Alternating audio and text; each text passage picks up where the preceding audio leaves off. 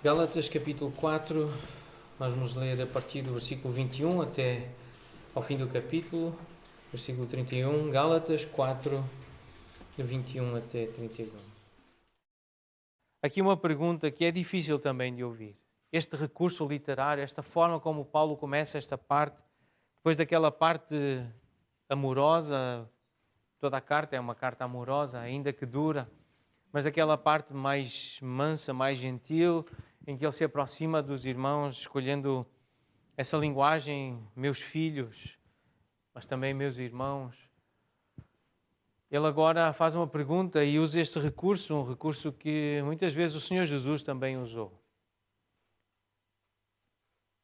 Talvez ironia seja o nome deste recurso, porque é uma pergunta que transparece uma crítica, que seria o oposto do que ele queria que estes irmãos estivessem a viver e a pensar e a sentir.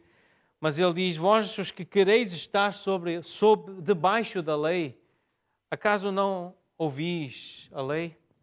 Ele não queria que esses irmãos quisessem voltar a estar debaixo da lei e ouvir a lei, mas ele usa a lei e usa o Pentateuco, uma história do Velho Testamento, para falar com os irmãos. Mas é um recurso linguístico para mostrar a incoerência. Então vós que estáis a citar a lei, que quereis de novo subjugar-vos a esse tipo de autoridade na vossa vida, não ouvis o que a lei diz? Então ele usa aqui uma história que começa por ser introduzida desta forma: pois está escrito. E nunca é demais fazer ênfase desta expressão. Nunca é demais repetir que a Bíblia é, ou que deve ser a referência de autoridade, deve ser o padrão. Está escrito. Foi assim que Jesus também usou a autoridade. Esta é a autoridade do apóstolo Paulo, aquilo que está escrito e que Deus mandou que ele escrevesse. Foi o que Deus falou. Assim diz o Senhor. E por isso está escrito. E para nós, o está escrito é suficiente. Nós não precisamos, nem vamos dar ouvidos a sonhos e a visões e a pessoas que se levantam para falar em nome do Senhor, se isso contrariar o que está escrito. Nós ouvimos aqueles que conhecem o que está escrito e que não fogem, que não se apartam daquilo que está escrito. Mas esta é uma expressão importante. Não é a primeira vez que aparece. No versículo anterior tem essa ideia: não ouvis a lei, não ouvis o que está escrito, porque também a lei devem ouvir. Não ouvis, mais uma referência à importância do que está escrito. Versículo 27 repete de novo: porque está escrito. E no versículo 30 tem esta pergunta: o que é que diz a Bíblia? O que é que diz a Escritura? Porque é isso que importa, é o que é que a Bíblia diz. Não é o que é que tu pensas, não é o que é que tu achas, não é o que tu gostas ou que preferes. É o que é que está escrito. E não quer demais repetir esta ideia de que a Bíblia é suficiente, ela é a autoridade. E numa igreja verdadeiramente que adora o Espírito, que adora a Deus em Espírito e em verdade, uma igreja verdadeiramente comprometida com a verdade, esta é uma expressão importante. Está escrito. Nós podemos dizer de várias maneiras. Lembras-te do que é que a Bíblia diz? Vamos abrir juntos a Bíblia, vamos ler juntos esta passagem, vamos ler este versículo. O que é que tu entendes do que está escrito? Porque o que está escrito é que é a autoridade, é o padrão, é a referência. Está escrito. E esta é a expressão que nós devemos valorizar e aprender a lembrar o que é que está escrito. Porquê? Porque o que foi escrito, e nós lembramos desta importante passagem, 1 Coríntios 10, na verdade, todo o capítulo é importante. O versículo 6 tem uma ideia muito semelhante no capítulo 10 de 1 Coríntios, mas temos esta ideia no versículo 11. Estas coisas aconteceram com eles, lhes sobrevieram como exemplos e foram escritas para a advertência nossa, de nós outros, sobre quem os fins dos séculos têm chegado. Isso aconteceu com eles, mas foi escrito. Mas é para nós sermos ensinados, é para nós sermos advertidos, para aprendermos a sabedoria. É por isso que está escrito. Versículo 22, está escrito então que Abraão teve 2 filhos, um da mulher escrava e outro da livre. E esta história está registada, está escrita em Gênesis, são 2 capítulos, são 2 referências, 2 filhos, há aqui uma diferença de 14 anos do nascimento de um para o outro. Gênesis 16, a primeira referência ao nascimento de Ismael. Agar deu à luz um filho a Abraão. E Abraão, a seu filho que lhe dera Agar, deu-lhe o nome de Ismael. Gênesis 16, versículo 15. O outro versículo está no capítulo 21, é o versículo 5, Gênesis 21, versículo 2, não 5. O nome de Isaac aparece, o nome do filho de Sara aparece aqui no versículo 2. De novo, Sara concebeu e deu à luz um filho a Abraão na sua velhice, no tempo determinado que Deus lhe falara. Então, Abraão teve 2 filhos. Um deles foi Ismael, o outro foi Isaac. E é estes filhos que Paulo se está a referir.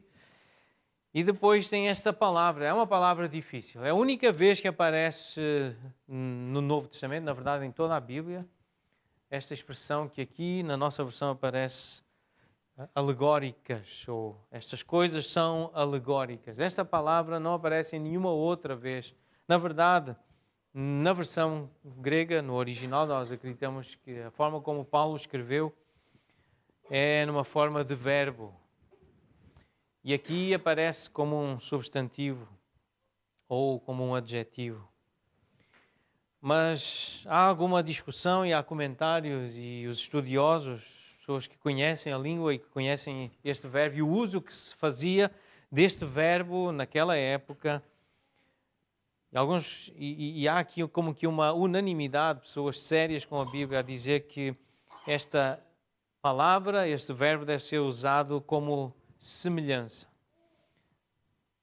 A ideia de Paulo dizer, eu vou usar uma ilustração. A menos que nós achássemos que esta fosse uma história inventada, porque esta ideia de alegoria e o facto dela estar aqui nesta passagem faz com que muita gente evite falar desta história e desta passagem, especialmente conservadores, a não ser que estejam a pregar expositivamente e que tenham passado por todos os versículos. Mas é um texto difícil, é um texto complexo. Mas Paulo ensinou aos cristãos da Galácia que eles se tornaram plenamente filhos de Abraão no momento em que creram em Cristo. Mas havia uma influência de falsos mestres que estavam a ensinar-lhes que tinham de se submeter a todas as leis do Antigo Testamento, incluindo a circuncisão, para serem realmente filhos de Abraão. Agora Paulo apresenta o seu argumento de uma forma dramática, comparando os 2 filhos de Abraão, Ismael e Isaac. Então tem essa expressão, estas coisas são alegóricas. Só que uma alegoria é uma história normalmente fictícia, inventada. E o que nós acreditamos e sabemos, não apenas acreditar no sentido de achar que é assim, mas nós sabemos, nós temos convicção que Abraão, Sara, Agar, Ismael, Isaac são pessoas históricas. Esta é uma história verídica, uma história verdadeira. E na verdade o que Paulo está a fazer aqui é usar uma ilustração para aplicar de forma espiritual. Na verdade, a Bíblia não é uma alegoria. Esta é uma história real e tem um significado concreto. E esta história, então, de Abraão, Sara, Agar, Ismael, Isaac, não tem qualquer segredo ou significado oculto que precisa ser desvendado. É uma história fácil de ser entendida. Então, quem não a conhece pode ler, está em Gênesis, como já referimos, capítulos 16 e depois tem continuação, e no capítulo 21. Mas é uma história de um homem que foi chamado por Deus. Ele vivia numa região da Mesopotâmia e Deus tirou dessa região e disse para ele andar por fé. Ele iria guiar esse homem no caminho que Deus entendesse que seria bom para ele, que seria necessário ele andar e chegar a uma terra que ele prometeu que ele iria chegar. E foi assim, a história de Abraão é isso, é Deus tirá-lo de um lugar e levá-lo para outro.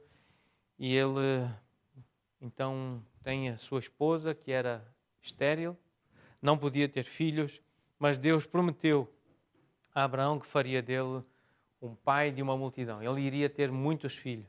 E ele acreditou nessa promessa. Essa aliança que Deus fez com ele creu. E isso diz o texto que lhe foi imputado para a justiça. Essa é a referência. Ele acreditou. Se Deus diz, então é verdade, isso vai acontecer. Eu vou ser pai de uma multidão.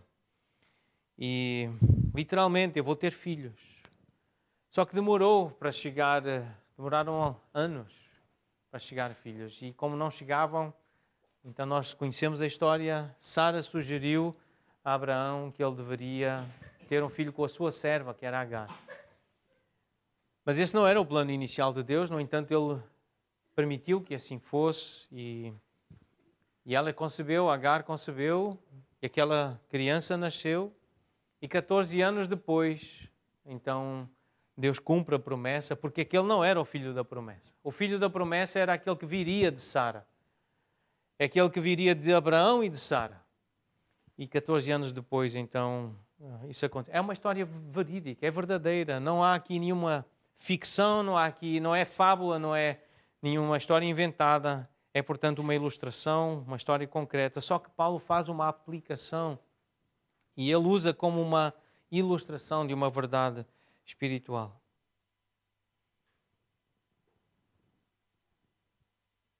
Estas mulheres são duas alianças. Então ele diz, entendam esta história com estas mulheres representando estas duas alianças. Uma, na verdade, refere-se ao Monte Sinai que gera para a escravidão. Esta é Agar, diz Paulo. No versículo 21, ele lembra então, vós que quereis estar sob a lei, não ouvis a lei, não ouvem esta história? Percebam o impacto desta história, percebam as implicações de uma história como esta. É a própria lei que mostra que escraviza, e Paulo já tinha falado sobre isso em Gálatas capítulo 3, versículo 10. Ele diz, todos quantos são das obras da lei estão debaixo de maldição, porque está escrito, maldito todo aquele que não permanece em todas as coisas escritas no livro da lei para as praticar. Se alguém não faz tudo exatamente como está na lei, é amaldiçoado, está condenado.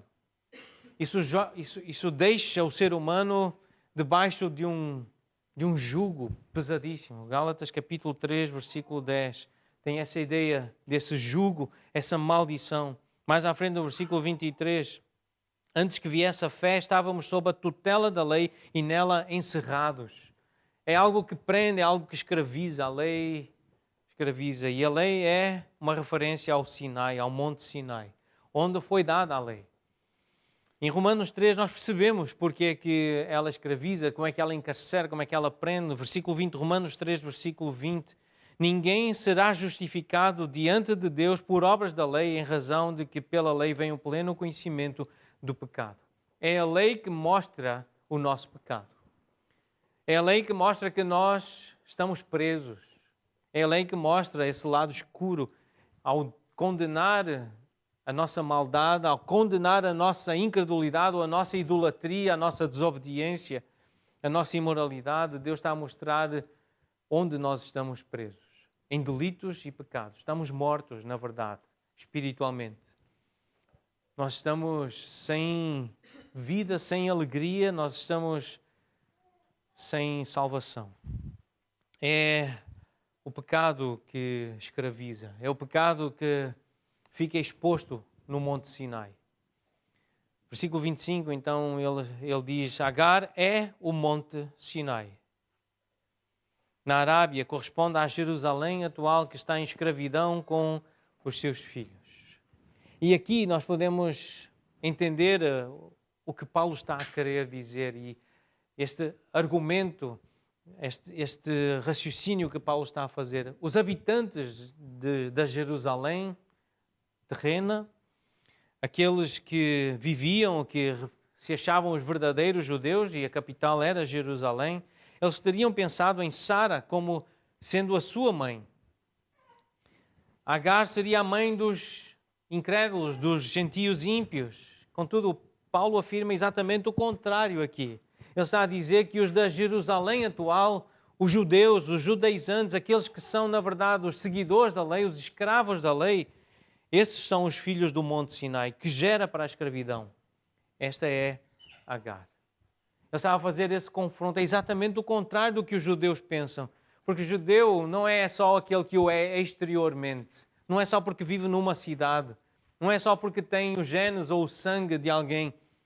Paulo está a explicar o que significa adorar em espírito e em verdade, o que significa ser um verdadeiro adorador, o que significa ser verdadeiramente liberto. Ele está a usar então esta ilustração, dizendo que é exatamente o oposto daquilo que os judaizantes, os judeus que se achavam verdadeiramente judeus, pensavam de si mesmos. Versículo 26, mas a Jerusalém lá de cima, essa é livre, a qual é a nossa mãe. Mais à frente do versículo 28 diz, vós irmãos sois filhos da promessa como Isaque. A promessa é que é a nossa mãe. É a palavra de Deus que gera, é o Evangelho, as boas notícias.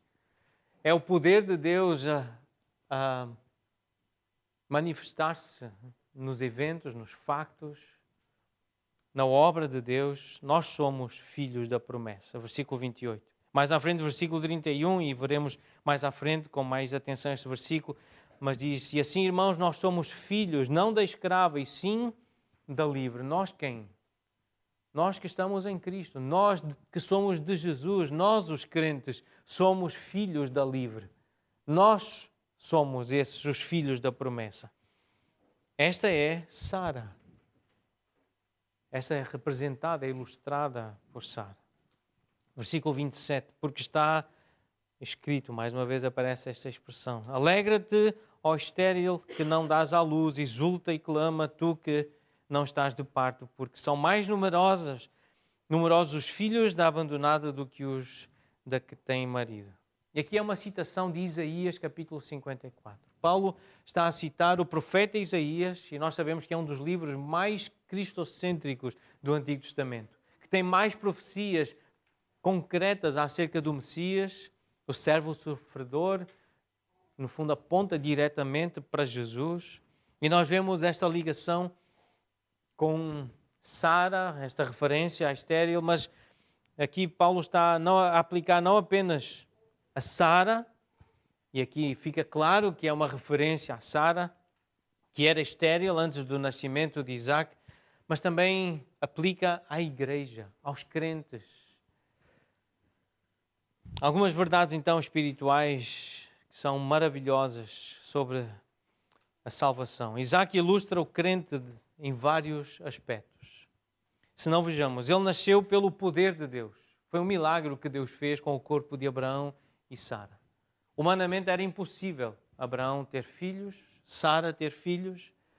Então, Isaac nasceu pelo poder de Deus. De facto, Deus teve paciência, ele esperou, mas de forma deliberada. No fundo, para pôr à prova, para testar Abraão e Sara, ele esperou 25 anos antes de dar um filho a Abraão e a Sara. Isaac representa aquele que nasceu segundo o Espírito, como nós lemos no versículo 29. E claro, nós sabemos que o cristão é nascido do Espírito. E a descrição do nascimento do Espírito está em João capítulo 3. Logo no início do capítulo, isso do nascer do Espírito, como é essa linguagem aqui em Gálatas, está lá descrito como é que o cristão nasce. Nasce do Espírito, da promessa, do cumprimento de Deus, é filho da promessa de Deus. É pelo Espírito, é um milagre, é o poder de Deus. Como nós lemos em Efésios, a ressuscitar mortos. Então, Isaac veio ao mundo através de Abraão, que representa a fé, em Gálatas capítulo 3, versículo 9, de modo que ele nasceu pela graça, ou seja, por causa de uma promessa, não é salário ou recompensa por fidelidade, não é por obediência, por disciplina, mas é por causa de uma promessa. Não é trabalho de Abraão, não é trabalho de Sara, não é mérito deles, mas foi uma promessa de Deus. Deus prometeu que lhes daria um filho. Ele disse, eu quero dar-vos um filho. E deu. Então, é graça de Deus, é uma bênção de Deus. Então, Isaac vem ao mundo, ele nasce através de Abraão, que representa a fé, e pela graça representada por Sara. Por meio da fé, pela graça, e nós vemos isso em Efésios 2, 8 e 9. Todo verdadeiro cristão torna-se cristão pela graça, por meio da fé. Há aqui uma ilustração bíblica do que é a salvação. É a promessa de Deus. Deus diz, eu quero te salvar e eu vou te salvar. Eu vou fazer essa obra. Sou eu que faço. A salvação pertence ao Senhor. É obra de Deus, não é nada que nós possamos fazer para merecer. Agora, a fé, ela tem que ser exercida. É Deus que dá essa capacidade também de nós a exercermos, de nós confiarmos, de nós acreditarmos, de nós obedecermos. Agora a pergunta aqui é, de quanta fé precisou Abraão para ter um filho com Agar, sabendo que ela não era estéril? Mas para ter um filho com Sara foi necessária fé. E ele teve essa fé. E realmente Sara, ela concebeu e Isaac, o filho da promessa, nasceu. Como, porém, outrora, o que nascera segundo a carne perseguia ao que nasceu segundo o Espírito, assim também agora, contudo o que diz a Escritura, lança fora a escrava e seu filho, porque de modo algum o filho da escrava será herdeiro com o filho da livre. Isaac nasceu, mas já nasceu num contexto de conflito, e é assim com o crente. Quando o crente entra no mundo, ele entra no mundo com um corpo natural, mas depois então nasce espiritualmente. E aqui há uma citação de Gênesis 21, versículo 10, para ilustrar que aqueles que estão a tentar ser justificados com base em obedecer à lei serão expulsos da presença de Deus para sempre. A religiosidade, o esforço humano não apenas impede de chegar ao reino de Deus, de entrar no paraíso, como que causa uma aversão.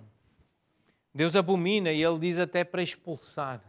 Pessoas que desprezam a graça de Deus, desprezam o Evangelho, que querem conquistar, querem merecer, querem comprar a salvação. A linguagem é forte aqui. Expulsa, lança fora. Lança fora a escrava e seu filho. Do ponto de vista humano, isto pode parecer cruel. Deus dizer a Abraão para ele expulsar, lançar fora um filho que ele amava, era filho dele. Mas, de novo, há aqui uma ilustração e algo importante para a vida do crente. A única solução para o problema era essa, era lançar fora esse filho da escravidão, esse filho do Monte Sinai, da religiosidade vazia e de obrigação. O homem carnal, o homem selvagem, nunca poderia viver com o filho da promessa. A convivência seria impossível. Num certo sentido, e talvez um sentido mais profundo, nós podemos pensar o quanto custou a Deus dar o seu filho para suportar a maldição da lei, para nos libertar do pecado. E aqui, de novo, pensando em Abraão, o coração sofrido, o coração partido de Abraão, significou a liberdade de Isaac, poder viver num contexto em que ele não estava a ser perseguido, não estava a ser ridicularizado, não estava a ser maltratado, assim como a entrega que Deus fez do seu filho significa a nossa liberdade em Cristo. Também custou muito a Deus. E nós sabemos que é algo descrito como grande agonia. Na imagem de Deus nós vemos o sofrimento de Cristo, Cristo que é a imagem do Pai, as gotas de sangue, o suor em formato de sangue, a agonia no Getsemane, o sofrimento de Jesus na cruz, os insultos que ele ouviu, a mesma linguagem que nós encontramos lá em Gênesis 21, Jesus também ouviu palavras de zombaria. As pessoas caçoavam dele, é o que está na versão de Almeida. Assim como aconteceu com Isaac, que aquele que nasceu segundo a carne, Ismael, ele perseguia, ele ridicularizava, ele queria o mal de Isaac. Então, Paulo, primeiro, ele aplicou isso à nação de Israel, depois aplicou ao cristão como um indivíduo. A nação de Israel tinha estado em escravidão debaixo da lei, mas isso era algo temporário, como uma preparação para a vinda de Cristo. Agora, Cristo já tinha vindo, ele tinha vivido, ele já tinha feito a sua obra na cruz e a lei então precisaria sair de cena. Jesus Cristo, tal como Isaac, foi um filho da promessa, nascido pelo poder de Deus, e uma vez que ele tinha vindo e morrido pelo povo, a lei tinha que sair da equação da salvação. É pela graça, é ouvindo a palavra, é ouvindo o Espírito, é abrindo os ouvidos, abrindo os olhos, abrindo o coração. E é Deus que faz isso, é assim que há a salvação. Ainda hoje há essa luta, ainda hoje quando há esse novo nascimento, nós percebemos esse tipo de perseguição. Algo que nós enfrentamos está relacionado com o legalismo. Essa velha natureza que ainda nos persegue, que está dentro de nós e que ridiculariza das nossas atitudes quando são genuínas em espírito e em verdade, quando nós realmente queremos fazer a vontade de Deus e servi-lo. E este é, portanto, como diz Warren Wiersbe, um dos maiores problemas entre os cristãos hoje. Nós devemos ter em mente que o legalismo não significa o estabelecimento de padrões espirituais. Significa adorar esses padrões e pensar que nós somos espirituais porque obedecemos a esses padrões. Significa também julgar os outros crentes com base nesses padrões. Uma pessoa pode abster-se de fumar, de beber, de julgar, por exemplo, e mesmo assim não ser espiritual. Os fariseus tinham padrões elevados, padrões morais elevados, mas eles crucificaram Jesus. A velha natureza, ela adora o legalismo porque lhe dá uma oportunidade de parecer boa. A velha natureza, ela gosta de regras, gosta de leis, porque assim ela pode praticar coisas aparentemente boas. De ir à igreja, de andar com um livro debaixo do braço, até abrir o livro e ler, ou fazer de conta que ler, ou até ler em voz alta e decorar algumas orações e cantar algumas canções e parecer realmente que é. A velha natureza, ela gosta de fazer isso, mas por dentro, a velha natureza, ela caçoa, ela ridiculariza, ela afronta, ela persegue o Espírito e a vida do Espírito e os que são filhos do Espírito. Versículo 29, como porém outrora o que nascera segundo a carne perseguia o que nasceu segundo o Espírito, assim também agora. Ainda hoje, os religiosos perseguem os crentes. E porquê é que isso acontece? Porque é que o lado religioso da nossa natureza, da nossa vida, da nossa essência, nós temos ainda esse lado religioso, esse lado da velha natureza, esse do Monte Sinai, de Agar.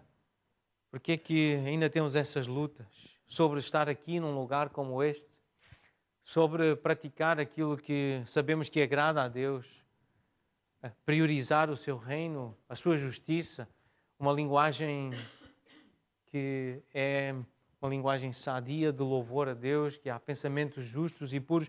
Porque é que nós temos essa luta interna? E mais à frente, no capítulo 5, Paulo vai falar dessa guerra, dessa luta. Isaac foi perseguido por ele. É o que diz aqui o texto, então em Gênesis 21:9 diz que por Ismael, essa ridicularização é uma forma de perseguição, de menosprezar, de dizer que não é nada, que não é inteligente. É uma forma da nossa carne nos perseguir, das pessoas religiosas que veem os filhos de Deus, aqueles que querem obedecer em espírito, querem no fazer porque são verdadeiramente filhos, como são ridicularizados, como há uma oposição constante, assim também agora. Isso ainda continua a acontecer. Aconteceu no primeiro século. Aqueles que se achavam filhos de Abraão, aqueles que se achavam, portanto, os arautos da verdade, Aqueles que tinham os oráculos de Deus, os que se achavam os verdadeiros judeus, eles perseguiam aqueles que tinham ouvido o Evangelho, que criam no Evangelho. Isso estava a acontecer e continua a acontecer hoje. Ismael, a carne, causou problemas a Isaac, assim como a nossa velha natureza nos causa problemas hoje. Ismael não criou problemas em casa até Isaac nascer, tal como a nossa velha natureza não cria problemas até que a nova natureza surja quando confiamos em Cristo. O problema é quando ouvimos o Evangelho, quando faz sentido para nós. O problema é quando os nossos ouvidos se abrem, quando os nossos olhos se abrem para a mensagem da cruz. É aí que começamos a ter problemas. Com a velha natureza, com os religiosos, com os falsos irmãos, os falsos judeus, mas também com a falsidade e a hipocrisia que vive dentro de nós, o legalismo que vive dentro de nós. O problema é quando Isaac nasce, quando o filho da promessa, ele vê a luz.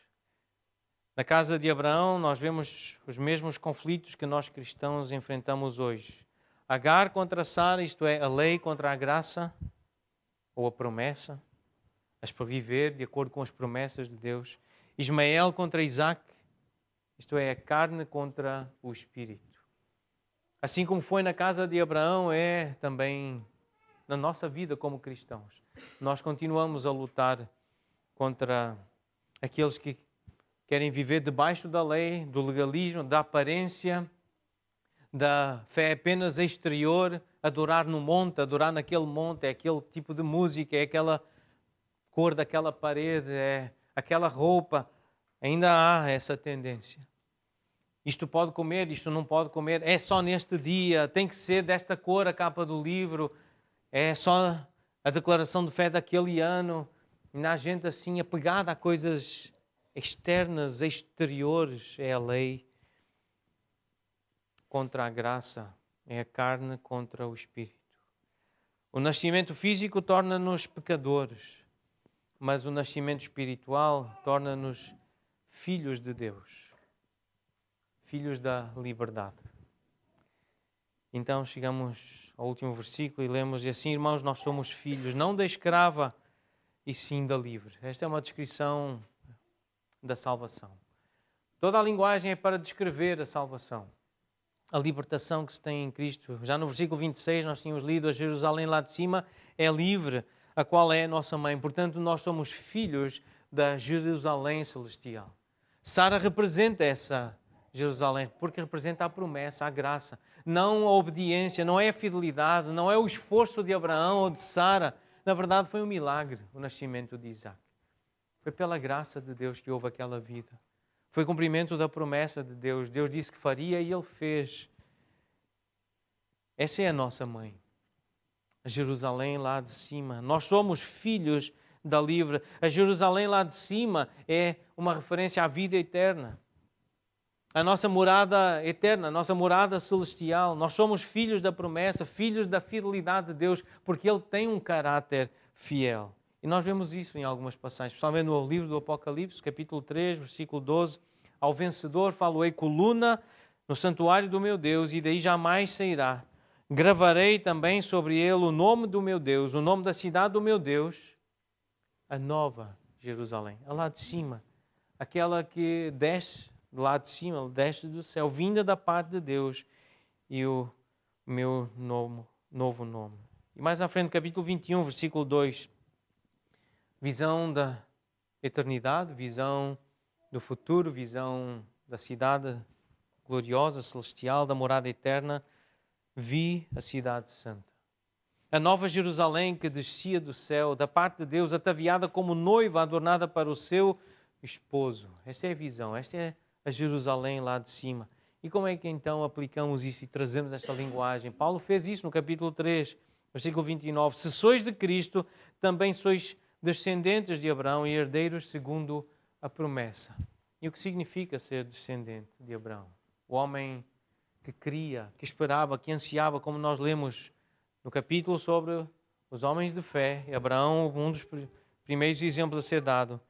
Ele, Hebreus 11:10, Abraão aguardava a cidade que tem fundamentos, da qual Deus é o arquiteto e edificador. A Jerusalém lá de cima. Era essa a cidade, essa era a morada que Abraão acreditava. Desde o início ele acreditava que Deus podia tirar a vida e dar a vida. Ele acreditava na ressurreição. Ele lidou com as palavras de Deus, as promessas de Deus com fé, olhando para além do que a vista pode ver, além do que os sentidos podem sentir. Sois de Cristo, se sois de Cristo, sois de Abraão, herdeiros segundo a promessa. E entramos no capítulo 5, o que tem tudo a ver com estes versículos anteriores. Foi para a liberdade que Cristo nos libertou. Permanecei, pois, firmes e não vos submetais de novo a jugo de escravidão. Foi para a liberdade que Cristo nos libertou. E por isso nós precisamos continuar a ouvir a palavra de Deus, que tem promessas, que tem muita graça, tem muita bondade e misericórdia, muita generosidade da parte de Deus. Deus diz que vai fazer, Ele vai completar essa obra. O que nós precisamos é ouvi-lo. Um dos melhores lugares para ouvir o Senhor na semana que nós como igreja temos é este lugar. Não é o único, mas é um dos melhores. É um presente de Deus estar aqui. É graça de Deus. Aproveitemos esta oportunidade de guardar as promessas de Deus, de crer nessas promessas, de sermos verdadeiramente filhos de Abraão, de sermos de Cristo. Foi para a liberdade que Cristo nos libertou. Permaneçamos, pois, firmes em Cristo.